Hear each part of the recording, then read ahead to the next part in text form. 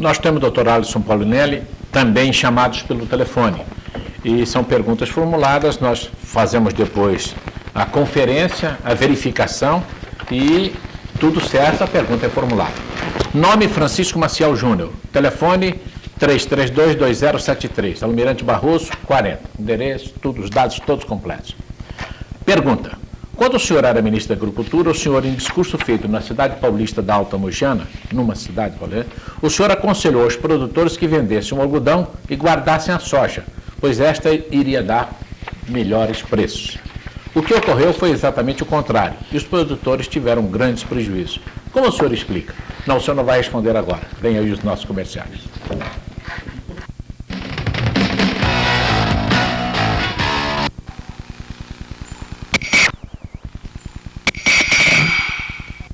Pergunta feita por Francisco Maciel Júnior, não precisa nem ser repetida, é a respeito da soja e do algodão. A resposta do senhor. Bom, eu, para responder essa pergunta, quero dizer o seguinte, é a história do lobisomem. Tantos viram, tantos assustaram, tantos correram, que até eu uma vez comecei a ter medo de lobisomem. Nunca existiu isso. Nunca falei para vender soja, comprar soja, reter algodão. Isso eu sei que foi usado muito, inclusive, num processo fraudulento. Aliás, o contrário. E eleitoral. Vender o algodão e... Graças a Deus, eu tenho a formação profissional para me ensinar que mercado deve ser exercitado e não conduzido. E a decisão deve ser do dono da mercadoria, e não de palpiteiro, ou de governador, ou de ministro, ou de quem quer que seja. Portanto, eu não tenho absolutamente a consciência dolorida por ter feito isso. Jamais aconselhei. Ao contrário, eu fui muitas vezes ao centro produtor para dizer a ele que hora nenhuma, embora algumas pressões, principalmente de agências financeiras, até oficiais, para poder ressarcir os empréstimos que fazia, para que se apressasse na venda, eu teimosamente ia à região para dizer que a decisão de venda do produto só pode caber ao produtor. Nunca aconselhei a vender ou deixar de vender um produto, porque eu acho que essa decisão é soberana. A época de plantio, o produto a plantar e como comercializar, essas são as três bases angulares do processo da livre escolha, da livre iniciativa e da competição de mercado que eu sempre defendi. Muito bem. Em sua coluna de ontem, na Folha de São Paulo, Flávio Rangel cita uma leitora, a declaração de uma leitora que sarcasticamente sugere o arrendamento do Nordeste aos japoneses como uma solução para o equilíbrio da nossa balança. Embora tenha sido partido do povo, e numa pergunta assim formulada, isto nos faz pensar seriamente no constante aumento do domínio estrangeiro sobre o nosso solo. Assim, ministro, pedimos que explique o projeto JICA e nos dê também a sua posição sobre o projeto Jari. O ministro poderia dar, nesses debates, os esclarecimentos? Com muito prazer, muito prazer. E faço com a comodidade de quem, inclusive, propôs a regulamentação da venda de terras dos estrangeiros. Existia a lei, não estava regulamentada, e ela ficou longo tempo, essa lei de 1951, ou de 61, e só em 1974 ela foi regulamentada por proposta minha, num decreto que o presidente Geisel assinou. E eu faço questão de dizer que defendo ainda hoje, na íntegra, todos os artigos daquele decreto. Não tem constrangimento nenhum deles. Ali procuramos definir bem o que é a possibilidade da presença de estrangeiros em solo brasileiro, como que ela se procede, com o fundamento na lei existente, e quero dizer, se há alguma correção a se fazer, que se faça então na lei. E acho que essa lei deva naturalmente ser burilada e desenvolvida ao longo do tempo. O senhor conhece a lei? Conheço a lei porque foi eu que propus a regulamentação. Não há crescimento de áreas de terras estrangeiras no Brasil. Existe sim já um número que nós, quando fizemos o estudo, consideramos já bastante elevado, e a regulamentação veio exatamente por um limite a essa expansão de aquisição de terras estrangeiro. Inclusive, um limite que é taxativo.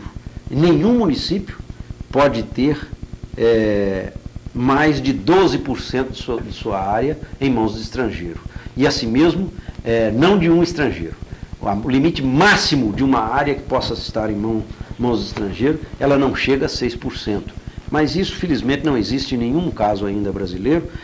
Há apenas um caso pequeno de um desmembramento que houve na Bahia, e esse caso, inclusive, já foi corrigido. A empresa se nacionalizou por isso, porque o decreto que nós havíamos proposto e que foi aprovado exigiu que essa empresa se nacionalizasse, e hoje é uma grande empresa reflorestadora e está fazendo um grande investimento, inclusive em indústria de madeira ou de polpa de papel no Brasil. Mas eu diria o seguinte, temos de estar atentos a essa cobiça.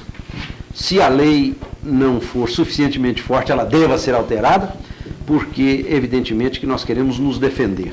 Aquele estrangeiro que vem aqui com o sentido de participar do processo de desenvolvimento brasileiro, e principalmente o desejo de se nacionalizar, eu acho que ele deva ser bem interpretado. Não há nenhum risco no projeto JICA. Esse projeto JICA tem sido tão difamado. O que eu cheguei a ler, escrito inclusive por quem merece fé, porque eu acho que uma autoridade eclesiástica deve merecer fé. Eu, pelo menos, sou religioso e procuro crer no dogma que esta autoridade prega. Mas à medida que nós lemos alguns absurdos que saíram editados a respeito desse projeto, nos deixa em dúvida até sobre a fé que nós devemos ter e receber, que eu particularmente digo que recebi até transcendentalmente, que sou de família que tem muita fé. E, portanto, fico na dúvida. Esse projeto JICA nada mais é do que um ajustamento de Brasil e Japão, onde se tomou um empréstimo japonês, sem nenhuma contrapartida, não temos obrigação de trazer nenhum japonês, e não virá.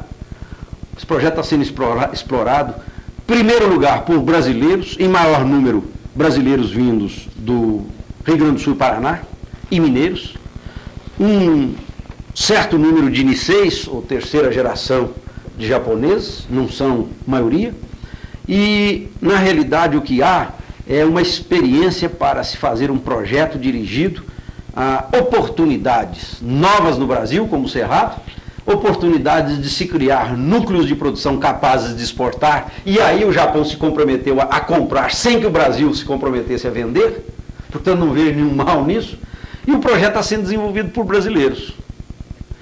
Houve insinuações de que aquela ajuda técnica que houve do Japão, ela nada mais era do que uma burla à nossa soberania. Eu não entendo isso.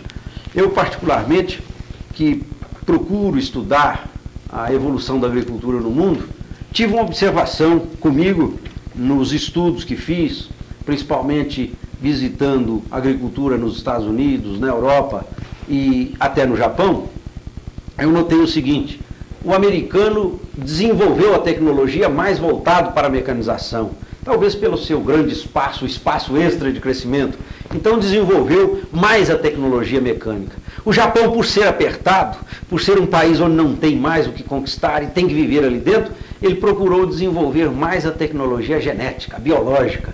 E eu achei que o Brasil, que sempre importou tecnologia americana, precisava de conhecer e ver se era possível importar um pouquinho da tecnologia japonesa, porque é uma tecnologia mais voltada para a biologia, para a genética. Ali ele procurou muito mais adaptar a planta àquelas condições de apertura e procurou compreender mais a fisiologia, a genética, a morfologia, etc. Então eu achei que precisava de haver aqui um cruzamento. Trouxemos os técnicos que nós escolhemos, que nós achamos que alguma contribuição podia deixar aqui, passaram o período que nós precisamos para conhecer aquilo que eles sabiam e já retornaram. O que houve de mal nisso? O que houve é que nossos técnicos brasileiros aprenderam um pouco mais de uma tecnologia altamente sofisticada, a tecnologia biológica japonesa. Não há nenhum mal nisso. Eu não creio que esse projeto tenha sido, em qualquer momento, um projeto integrista. Pelo contrário, o que nós conseguimos foi um empréstimo de 20 anos, com 8 anos de carência, a um juro de 2 1/4, feito através da JICA. A JICA é exatamente um órgão que estuda e desenvolve projetos no mundo inteiro, sem que haja nenhuma intenção de tomar ou criar condições de domínio japonês através da JICA. Eu fiquei conhecendo bem o trabalho que ela desenvolve em outros países e acho que ela trouxe uma contribuição grande ao país, que desenvolve esse projeto com a maior soberania. O projeto é dirigido por brasileiros, tem co-diretores que naturalmente representam a parte que eles botaram o capital de risco, mas são minoritários, não tem nenhum poder decisório, porque o poder decisório está absolutamente contido por brasileiros, e apenas acho que é uma experiência nova que deva ser aproveitado, e se der certo, por quê? Vamos buscar outras alternativas, porque não há nenhum risco nisso. O projeto Jari é um projeto que já encontramos em evolução. Eu pessoalmente acho que é um projeto realizado por um homem que é obstinado, um homem rico, realizado, não tem nenhum descendente e que decidiu fazer experiências no mundo. Foi o homem que conquistou uma parte do Alabama nos Estados Unidos, porque é teimoso, e o homem que veio gastar os seus dólares, absolutamente seus, em criar uma nova tecnologia para uma área tropical do globo. Escolheu uma área na Amazônia. O governo brasileiro tem todos os instrumentos legais para conter ou para coibir qualquer abuso que ele venha fazer, o que tem feito permanentemente. Se houver qualquer abuso, acho que a lei brasileira é capaz. E se não for, criar-se a lei é também viável a qualquer momento. Boa parte, senhor.